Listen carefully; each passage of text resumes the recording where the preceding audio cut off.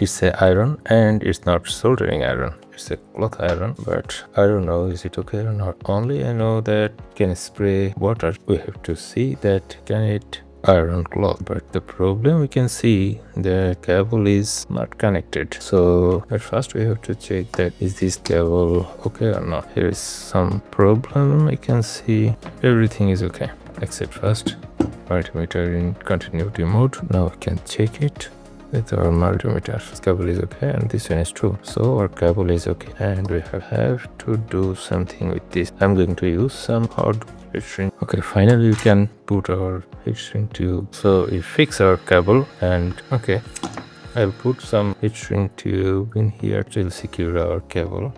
Now I have to open this thing, and I don't know how to open it.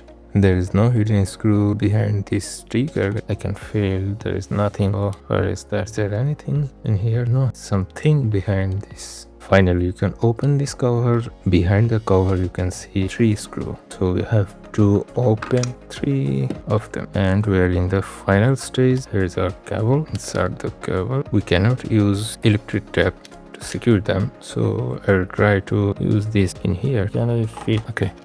It will be in here. The wire is connected.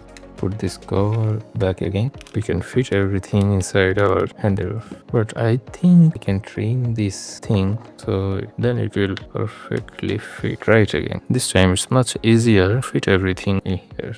Screw it again, and now we will see that is everything work. So we have to power it. You can see that here is a light indicate that our iron is alive, and yes, I can feel the heat.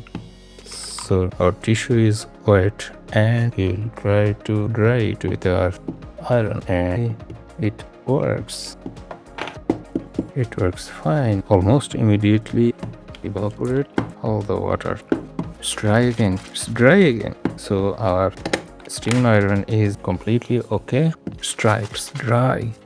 No water, not a single drop.